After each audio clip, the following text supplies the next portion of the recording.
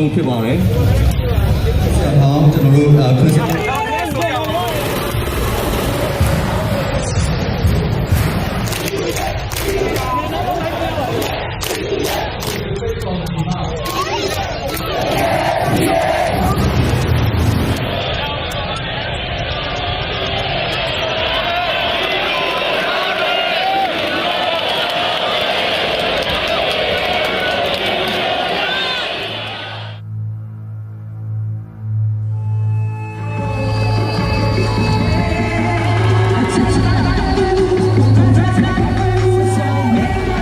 As a young girl, spring was my favorite season.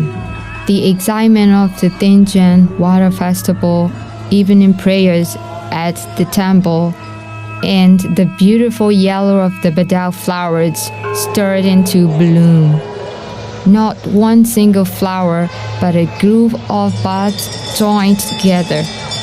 They bloom, filling the air with a fresh, woody perfume that smells like hope.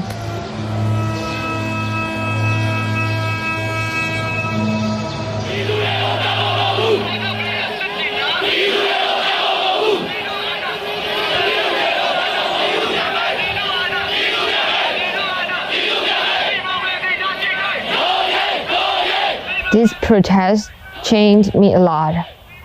I feel like I became a adult. I can think really openly and freely.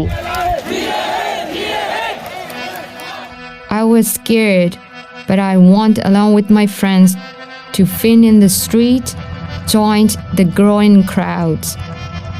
The first time ever raising my voice against the military. The protest teach me a lot about justice and opened my eyes.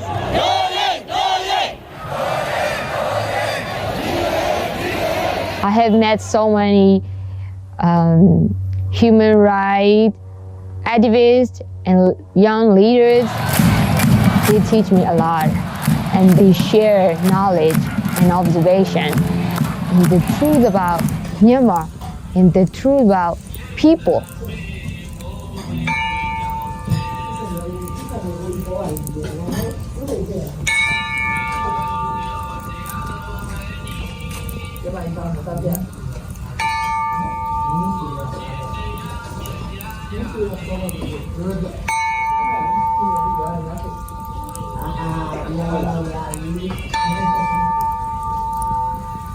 Hi there, and thanks for listening.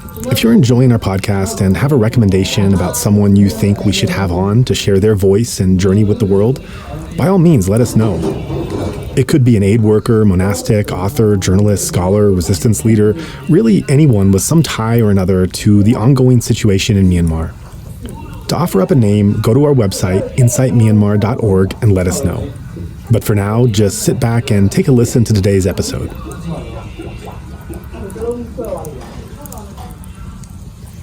We're happy to bring you the following interview with a guest who's connected to an exciting upcoming event, the Myanmar Spring Benefit Film Festival.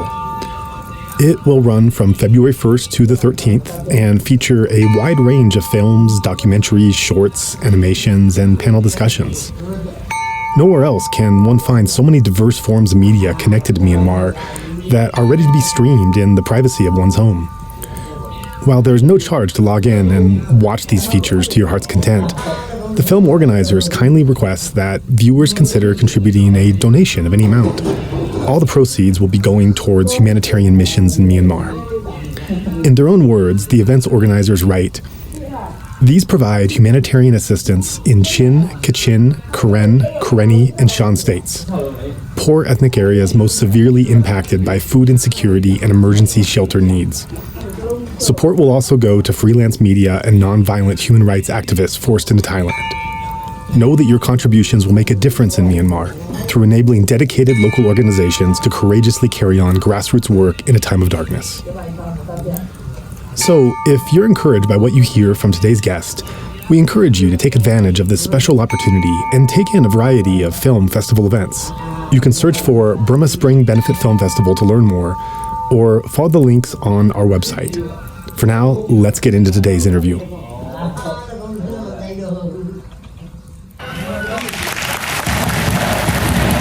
movement grew stronger, 3 fingers held high. The civil disobedience movement was growing. Everyone joined in. Grammars, banks, the port. The whole country came together in protest. Everyone feels this time we can change history. And that was a clip that we just listened to from the documentarian Jeanne Hallacy, who is here with us today. This is from her film Padauk, which I encourage all our listeners to check out. It's really quite a feature, and we're going to be talking about this film as well as her other advocacy and activism. So, Jeanne, thank you so much for taking the chance to join us here on Insight Myanmar podcast. It's my pleasure. Thanks for having me. So I want to begin first by talking about this film because I was just really blown away by it myself. To start off, can you just tell us, as far as it's safe, given the dangers that were on the ground through this process, how was your team managed to do the technical work of actually filming?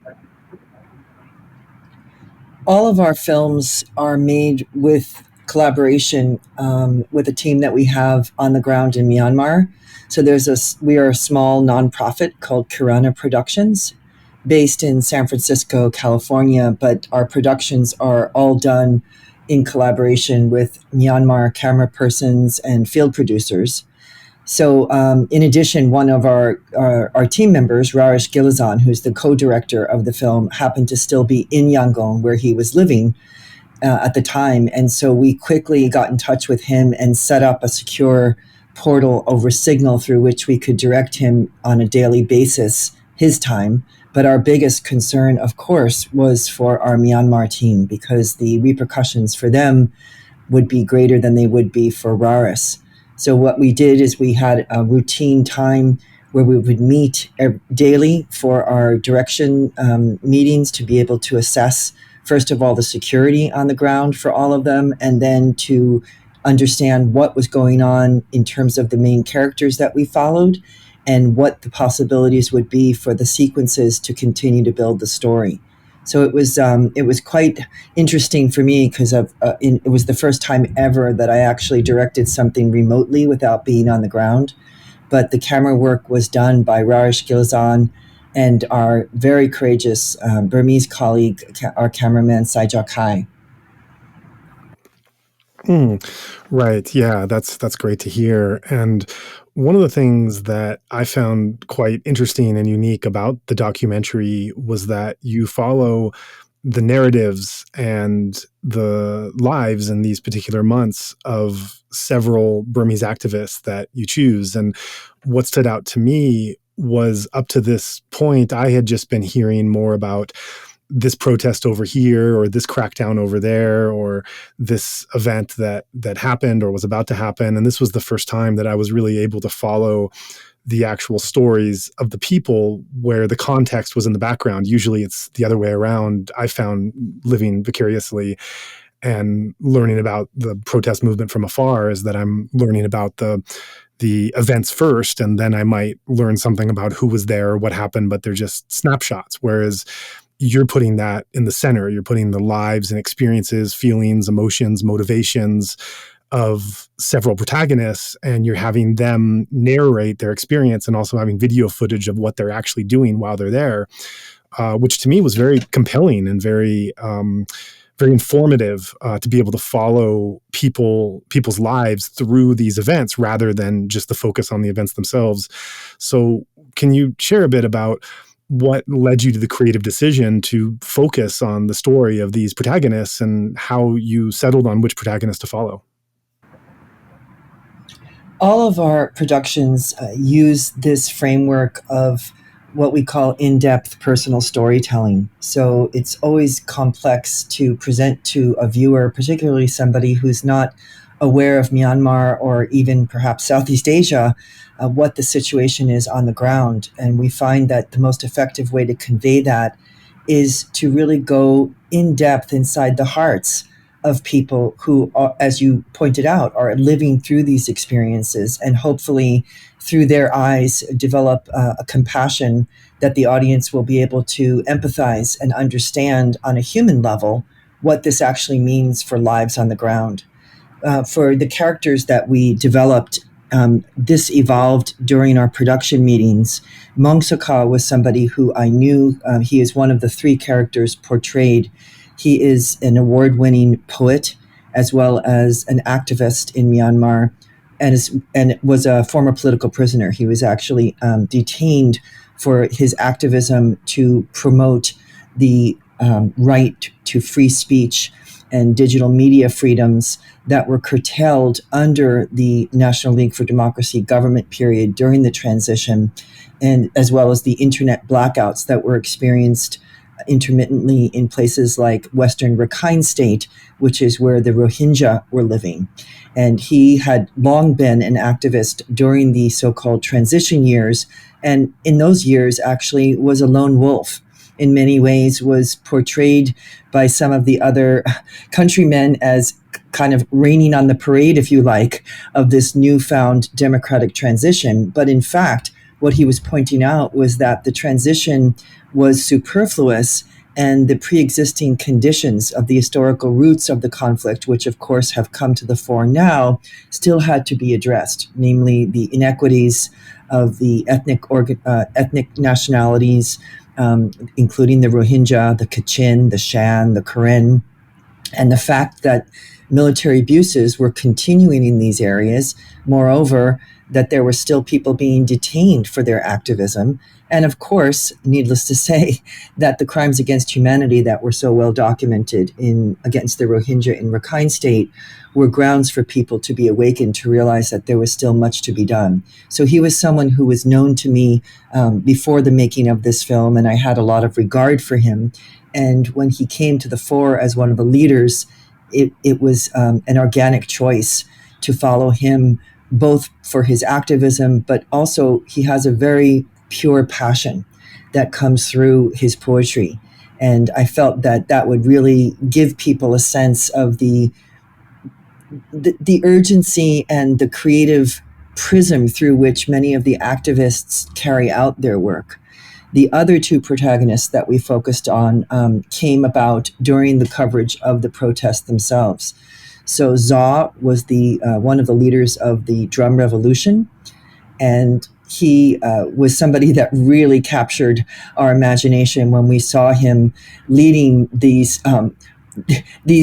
ad hoc concerts, kind of a mixture of Burmese hip hop and rap and fusion music, using drums as the background. And he just was this really vibrant, incredibly energetic character that really caught our eye. And so I asked our team on the ground to seek him out and ask his consultation to participate in the film, which he then became one of the really compelling characters. And we still stay in touch with him now. And then the third character emerged during our team's coverage of one of the main intersections in Yangon, which was Yangon is the major urban center of Myanmar, was formerly the capital before the Myanmar military moved the national capital to Naypyidaw, but Yangon remains the largest urban center in the country. And one of the large neighborhood intersections there is called Hleidan. This intersection has a political branding history as well because of its proximity to the University of Rangoon, which is one of the big universities there that has always been a hotbed of activism throughout Myanmar's history.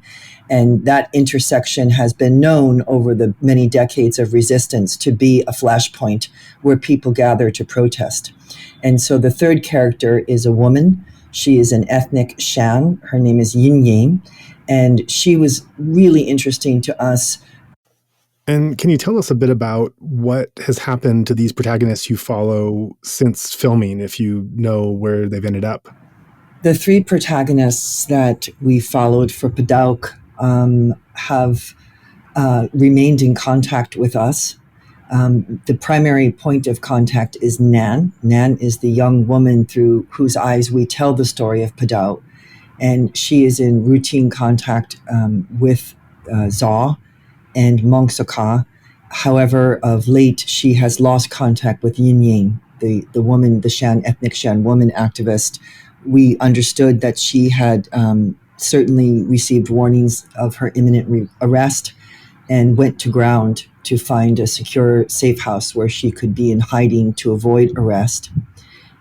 I believe that she's probably back in Shan State, but she has lost the point of contact with us, and we do hope that she remains safe.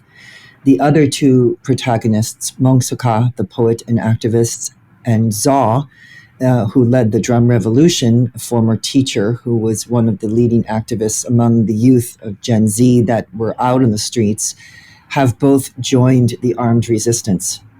Following the military coup and its brutal crackdown that led to the killing of over 1,300 people on the streets, as well as the arrest of over 8,000 people, there was a mounting sense of frustration and desperation, is what I would describe it, among the activists in Myanmar to the non-responsiveness of the international community in understanding the urgency of their situation and the need for stronger policy measures by both the United Nations as well as leading democratic governments such as the United States or the EU as an entity.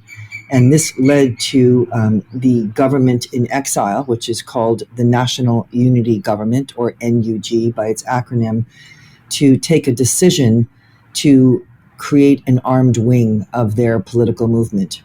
The NUG is comprised of elected parliamentarians who would have taken their seats had the election results been honored, which they were not. And it was those election results that the annihilation of those results that led to the military seizing power in February of 2021.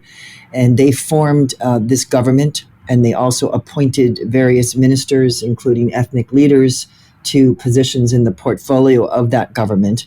And they are looking for recognition from the international community to see them as the legal government entity of Myanmar.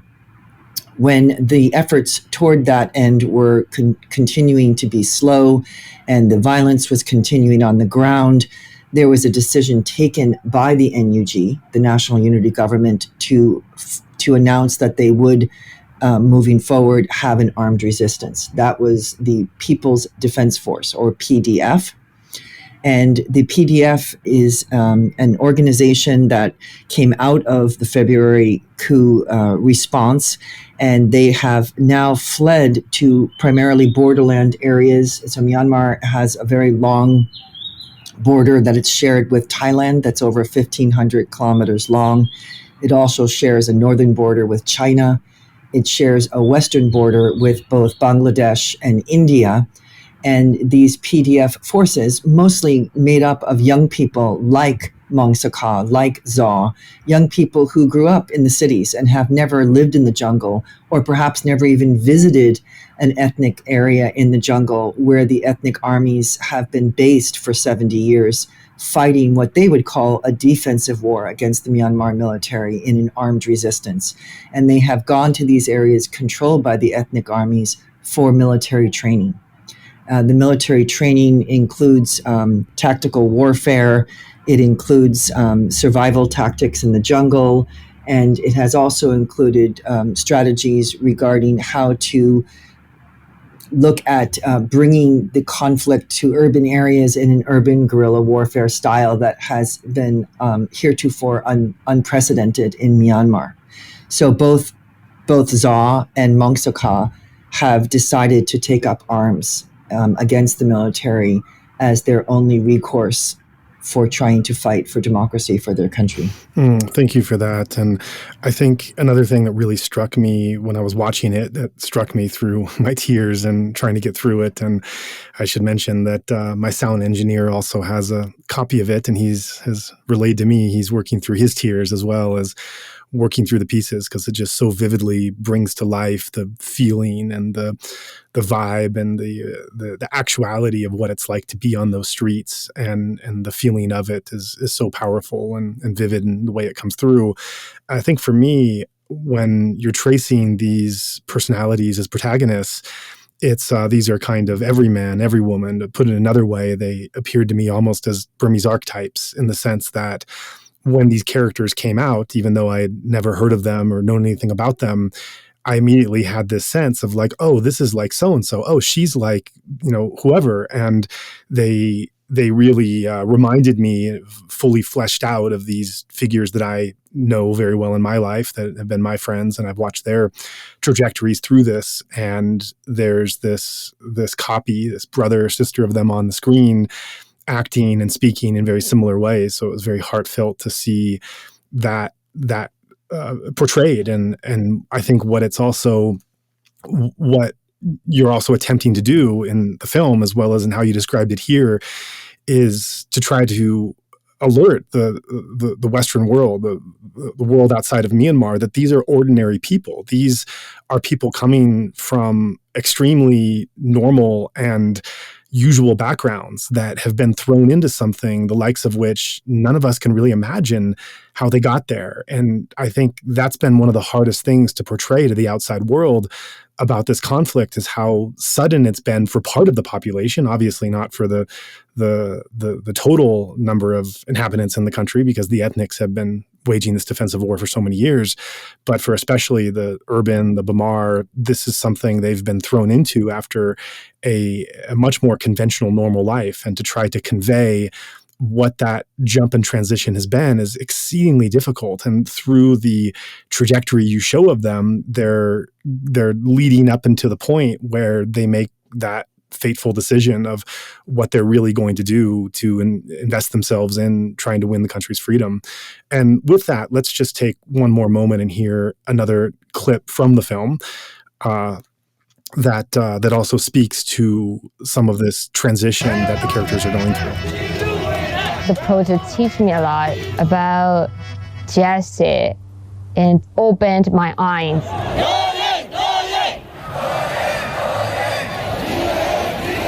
I have met so many human rights activists and young leaders.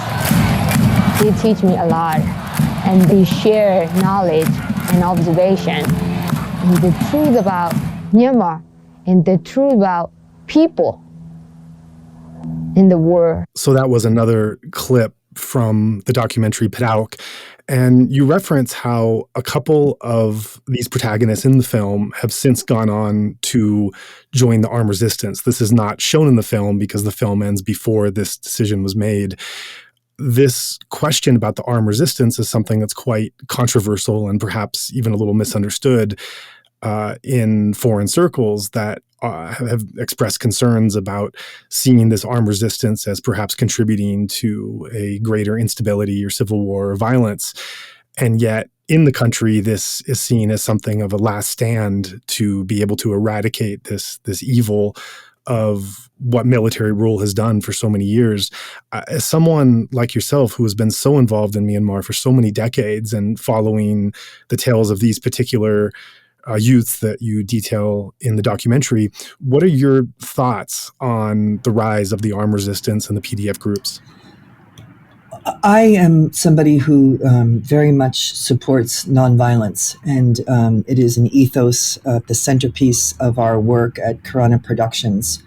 We try to share these stories to promote a sense of humanity and compassion and understanding about the common grounds that we share as human beings. And I don't embrace nonviolence or embrace violence or see it as a solution. Having said that, I am not in any position to pass a judgment upon those who have seen this as no other choice. And that's simply what it has come down to. So imagine for your listeners, if in the United States we held congressional elections as well as a presidential election at the same time, and the results of those elections were announced, and just before the Congress people and the president were sworn into their offices, the United States Armed Forces would announce, well, guess what, people of the United States, we're not going to allow these people to take their seats in Congress or take their seat in the Oval Office as the president. It would be an astonishing and unacceptable situation. And then imagine that Americans who thought this was unacceptable went out in the streets to say, we're not going to tolerate this. And went out in the streets in nonviolent protest manner, and then were killed. Were killed, were gunned down, were hunted. Those that were detained were tortured. And this is what has led to the situation that we are seeing now. And it is something that is extremely heartbreaking for me as a longtime Burma observer, somebody who has been honored to know many people in this remarkable country. And the reason that I think many people like myself are drawn to Burma, the formerly called country of Burma, changed its name to Myanmar. It's dating me to show my age of how long I've been working there, is that the people are so extraordinary. They are people that to me have always shown this really remarkable resilience and determination to continue to do whatever it takes to make change, to have a peaceful and secure country that is based on democratic principles, no matter what the risk or what the cost, which has been extremely high. Not just now during the military coup, for decades it has been high. The long-standing conflict, armed conflict between the Myanmar military and its different assignations as it changes its name over the decades and the ethnic nationalities is one of the longest running civil wars in the world. This is a place that has been in conflict for 70 years since the post-World War II period. This is a place where people have been imprisoned for 12, 17, 21 years for non-violent resistance to military rule. This is a place where people have been tortured in the most brutal fashion, all well documented by organizations like the Assistance Association for Political Prisoners. So in this case, this is a country that has seen this level of suffering, this level of being put down on the boots of these military for this long, and finally had this window of light through this political transition period that took place from 2015, when the National League for Democracy, or NLD, leader Aung San Suu Kyi was released from her 15 years of house arrest, was allowed to run in the country with her party. They won an overwhelming landslide, not to the surprise of Burma watchers. And therein began what was called the transition period, during which time some things lightened up. So previously in Myanmar, to buy a mobile phone was about $2,000. To buy a SIM card was close to $1,000. There was no Wi-Fi. There was no internet. There was an activist that I knew. In fact, he was someone very close to Da Su, and she called him Uncle Leo. This was back in the mid-90s when she was under house arrest. And she saw him as something of a godfather, if you like. And he actually supplied her with a fax machine. This was back in the mid-90s, in order for her to receive communications from the United States government and the European Union and other organizations during her house arrest. For delivering that fax machine, he was imprisoned. And Uncle Leo was an elderly person at the time of his detention, and he died in prison. But this is to give you the sense of what it was like prior to this transition. It was a completely closed off, controlled country under absolute military rule. The only other country that I would liken it to with that level of control would be North Korea. So then suddenly the press loosens up. There's a sense of press freedom, right? The exiled media that had been reporting so bravely on their country from outside the country, such as in places such as in Thailand or in Norway, including the Democratic Voice of Burma, the Irrawaddy, what we now know as quite well-known media entities, returned back to operate legally in their country. And then more media opened up. Myanmar Now and Frontier and all these magazines, and as well as radio stations that were able to operate throughout the ethnic areas that would never have been permitted prior to the transition.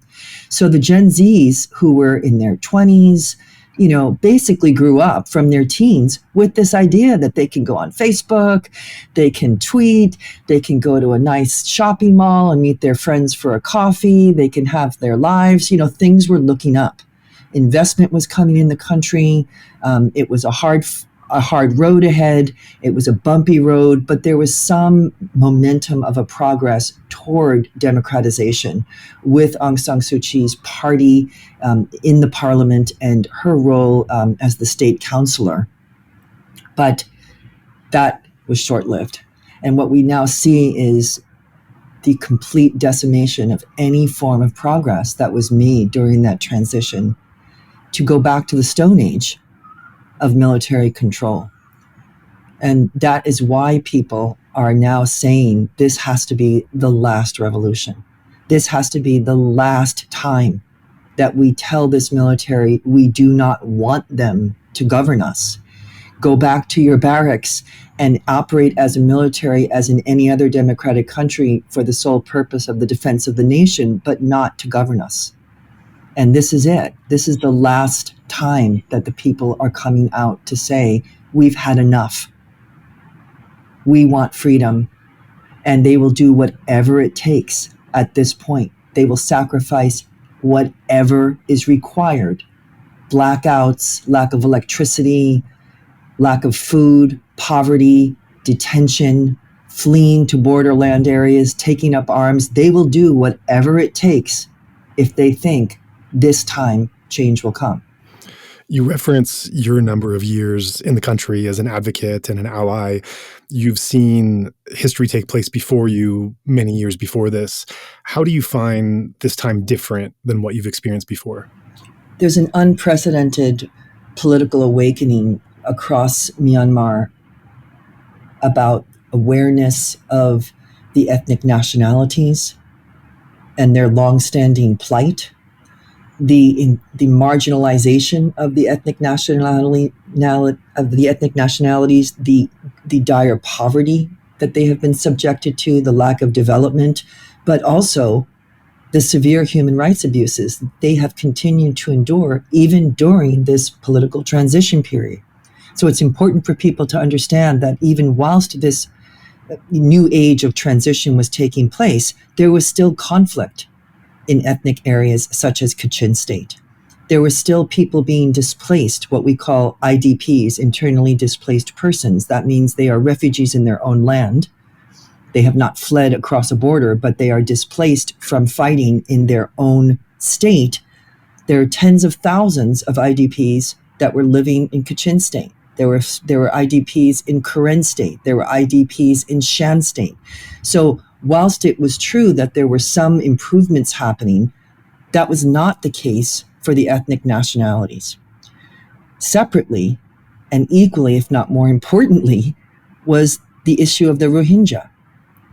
We have seen the largest refugee camp in the world, over 1 million people displaced from what was certainly crimes against humanity and is now being described by many experts as a campaign of genocide to eliminate the Rohingya, from the most heinous, unimaginable crimes that took place across their communities that led to the purge of 1 million people fleeing to neighboring Bangladesh, to conditions of squalor where they now remain.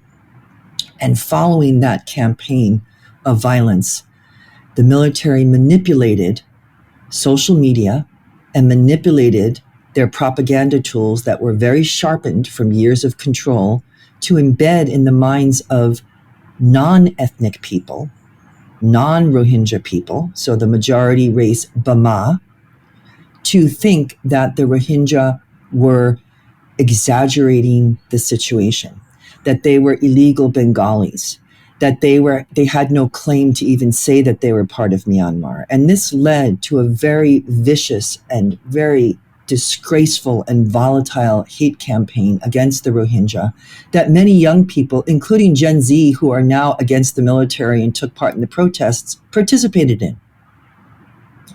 So that was part of the key message of our film Padauk, was to show through the eyes of this young woman, Nan, who is an everywoman. She's a young woman who grew up in the city, who basically thought the ethnic nationalities were troublemakers, right? They were, perhaps terrorists. They were people that were trying to rock the boat and disrupt the newfound democracy that the rest of the country was enjoying, who believed that the Rohingya were illegal and probably had racist sentiments against them. And this very successful campaign of vitriol and hate speech against the Rohingya was fueled by Facebook. So much so that Facebook has actually been taken to task for its culpability in the violence that resulted from the use of its portal to target the Rohingya. So now we're at a point where people like Nat, the storyteller of our film, has her eyes wide open and is saying, oh my gosh, my heart is so full, my heart is brimming over because I realize that I was wrong, that I was duped, that I was hypnotized by the hate-filled propaganda of this military to see my sisters and brothers in the Rohingya community, in the Kachin, the Shan, the Chin, the Mon, the Karen communities, the Karenni communities. These are my sisters and brothers. And that is what is different now. For the first time ever, I see a much heightened awareness among the urban sectors of young people, and not just young people, middle-aged people, civil servants, right? And among the Burma. So Burma is comprised of over 135 different ethnic nationalities, of which there are 15 major ethnic nationalities. And one of the ethnic nationalities are the Burma, who we call Burmese, and they have been awakened. And they are now willing to take the hands of their ethnic sisters and brothers, of their Rohingya sisters and brothers, and say, we are one. We are united, we are together, and we will end this military rule together. That's what's different. So you've been not only visiting and advocating for Myanmar for so many years and decades, but you've also formed your own media company, and you tell stories about from different angles, different perspectives, other documentaries that you've made to get the message out about different parts of Burmese society and history and culture, et cetera.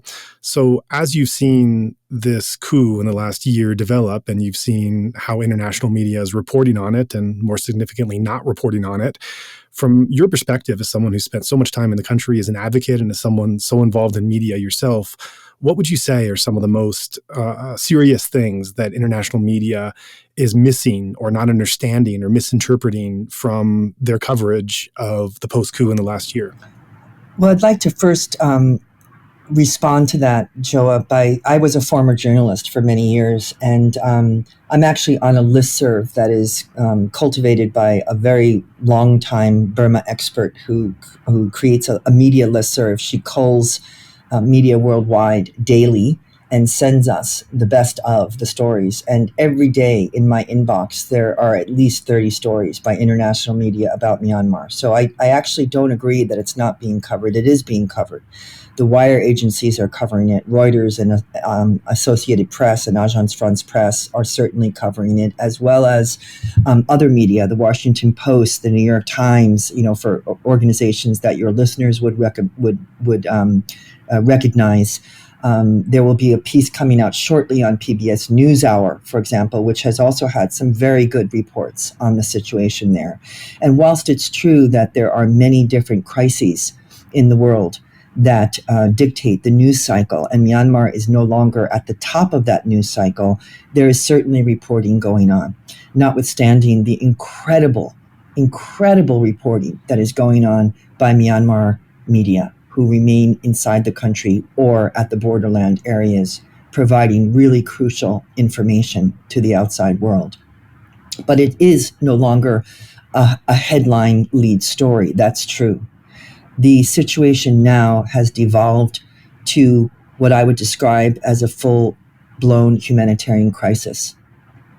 We are now looking at over 300,000 internally displaced persons who are fleeing from the continuing violence and conflict throughout Myanmar.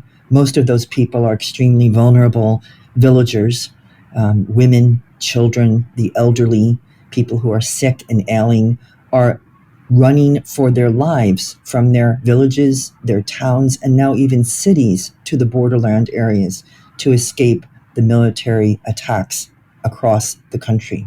We are also now seeing for the first time the deployment of heavy airstrikes by the Myanmar military. One analyst recently told me that was partly due to the fact that because the People's Defense Force, the PDF, is carrying out attacks themselves against the military in so many parts of the country that the Myanmar military troops are stretched thin on the ground. So the traditional ground troops that would be responding to conflict in those areas are no longer able to cover all of the areas where the conflict is happening. So they are using airstrikes. So just last week, another hospital was hit by an airstrike in Karen State. This completely contravenes international law, contravenes the Geneva Convention, but this is the level of brutality that is being faced by people, both the ethnics on the borderland areas, as well as all of those young people, middle-aged people, doctors, professionals, activists who have joined the ethnic people in the borderland areas. So it is a crisis of disproportionate scale that I haven't seen before. And it is devolved into a civil war scenario. I think it is extremely urgent to develop a established humanitarian corridor to deliver urgently needed humanitarian assistance to these displaced persons who are living along the border in very difficult circumstances. That would include the delivery of humanitarian aid that would be not just food, but also medicines that are needed.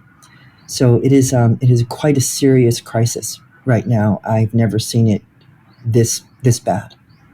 In referencing the media, you credit some of the local media agencies and undercover reporters for what they've done to get the story out. Can you share a bit more what you know about that work happening behind the scenes? In addition to the well-known Burmese media that I've mentioned previously, there are a host of ethnic media organizations. So again, for your listeners, as I referenced, there are different ethnic nationalities, and each of those ethnic nationalities have their own language and their own cultural history. So they report in their ethnic language. So for example, most recently, I was able to visit along the Thailand-Myanmar border, right at the border area. I was able to visit one of the ethnic media organizations that is known as K-Thai. It's Kantarawadi Thai. They are from the eastern Karenni or Kaya state, which has been most severely impacted by this ongoing conflict. Kaya state now has 1/3 of their entire population has been displaced from the fighting. And the airstrikes in their capital city, known as Loikaw, have been very severe. Loikaw has now had major infrastructure damage from the continuing airstrikes. And just days ago, an additional airstrike sent over 50,000 people fleeing towards the Thailand-Myanmar border. And one of their media entities, K-Thai, which was something that started during the political transition, had to flee because of their security. Their offices were raided. They described to me how soldiers came to their offices, seized all of the computers, ripped things out of the wall, smashed equipment in front of them, and told them they were no longer able to report. And following that, the people that were in their editorial offices that witnessed that alerted their colleagues, and many of them ran. And they are now operating on Thai soil at the border area in a very, very simple structure, but continuing to report about the war in their state. And this is an example of the kind of really remarkable and courageous reporting that I'm seeing done. They have colleagues who remain inside Kaya State at tremendous risk and are using various communication modes to be able to get the information from the ground out to their colleagues who are now on the border in order to inform not just their own population, but the international community about the severity of the conflict. They also have a radio station set up, very simple, but very effective in this makeshift editorial office, if you'd like to call it. I would put office in quotes, but they managed to create a makeshift studio and have broadcast equipment where they can also do radio programming on a daily basis. And this is one of the many different organizations that are doing really important work to cover the story in their country. Thanks for that. So you reference all the great local work that's going on and the great risk and sacrifice being done to that, as well as where it's being covered internationally and the listserv that you're on that you're able to stay up to date with. As someone who has been involved in Myanmar for so long on the ground among many different groups, in reading the way that it's covered internationally, do you find that it's fairly accurate and are capturing the nuance and the details, or are you finding that there are parts of the conflict and what's going on that are not quite being understood or reported quite the way you see it or according to locals or local news agencies that you talk to? I think overall it's being reported very well. Within the framework of what is possible. So I think it's important to distinguish between national Myanmar media and foreign media.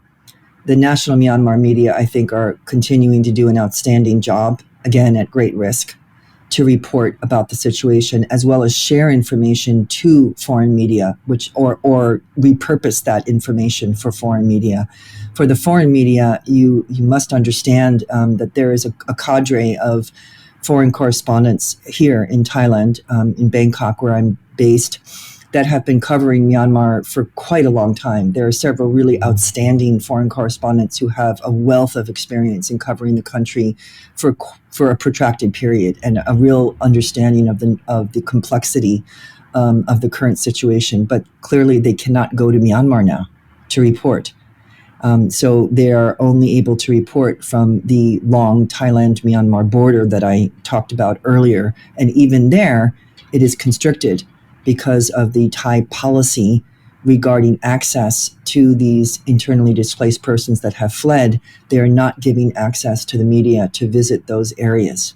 So it is in a constricted environment that they are doing their level best to report, but they are making an effort to do that. Al Jazeera, BBC, ITN Channel 4, for example, among others, as well as the wire agencies that I talked about, they are all continuing to report. And I know that many of them are working on longer format packages that will go to air or to print at the commemorating the 1-year anniversary of the coup, which is coming up on February 1st. So within the confines of what is possible, they are doing a good job. Right. You referenced being in Thailand and partly the Thai government's response. Overall, looking at the course of the past year, how would you characterize what the Thai government or Thai organizations are doing to support the people, vulnerable groups that are being most impacted? Currently, Thailand is also under a military government. And they have also seen a rise of protests in the last few years here, both to look for reform to the constitution, reform to the digital media laws that restrict reporting and sharing of information under the freedom of expression that is widely accepted as a human right internationally, and also to the continued control of the monarchy here. And those protests have also been crushed. And many activists here in Thailand have also been arrested or have gone to ground to continue their activities in a more clandestine way.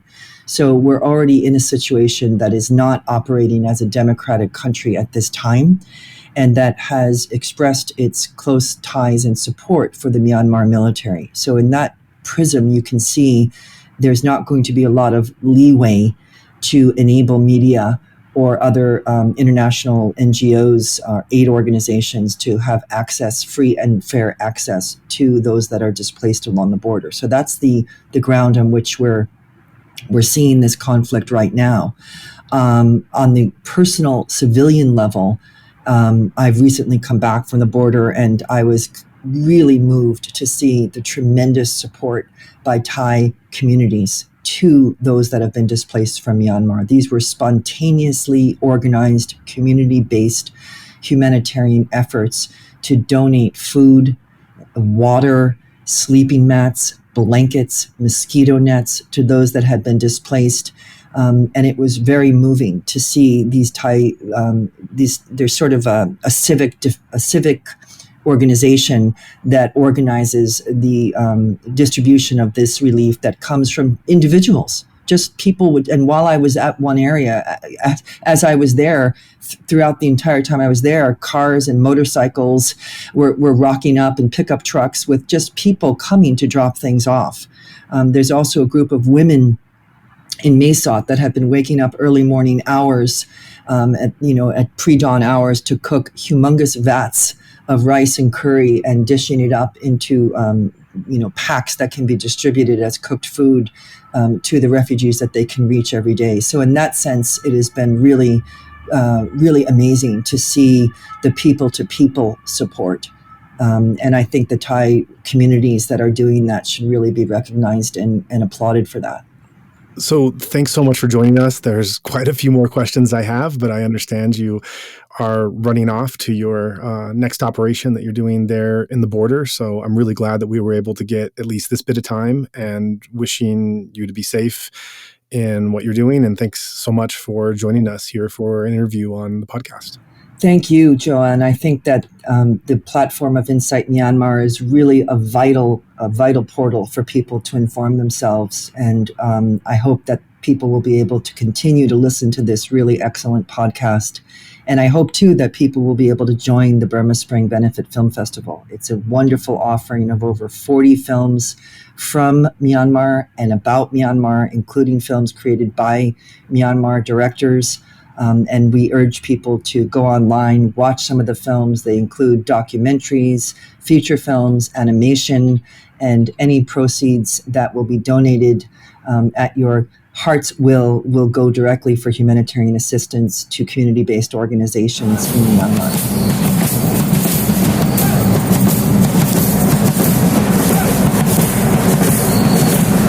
We heard drums, people were singing and chanting that the military was against the people, not with the people.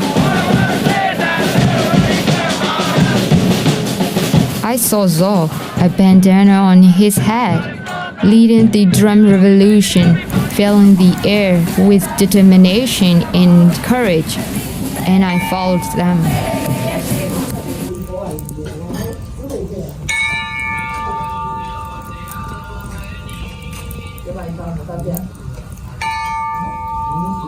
One of the most tragic aspects of the current crisis in Myanmar is how isolated Burmese protesters feel, and in fact are.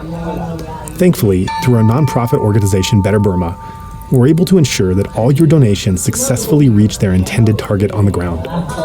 So if you found yourself moved by today's discussion and want to do what you can to help, please consider giving to our donation fund, which is 100% directed towards supporting the democracy movement. If you would like to join in our mission to support those in Myanmar who are being impacted by the military coup, we welcome your contribution in any form, currency, or transfer method. Your donation will go to support a wide range of humanitarian missions, aiding those local communities who need it most. Donations are directed to such causes as the Civil Disobedience Movement, CDM, families of deceased victims, internally displaced person, IDP camps, food for impoverished communities, military defection campaigns, undercover journalists, monasteries and nunneries, education initiatives, the purchasing of protective equipment and medical supplies, COVID relief, and much more. We also make sure that our donation fund supports a diverse range of religious and ethnic groups across the country. We invite you to visit our website to learn more about past projects as well as upcoming needs. You can give a general donation or earmark your contribution for a specific activity or project you would like to support. Perhaps even something you heard about in this very episode. All of this humanitarian aid work is carried out by our nonprofit mission, Better Burma. Any donation you give on our Insight Myanmar website is directed towards this fund. Alternatively, you can also visit the Better Burma website, betterburma.org. That's betterburma.org, and donate directly there. In either case, your donation goes to the same cause, and both websites accept credit cards. You can also give via PayPal by going to paypal.me/betterburma.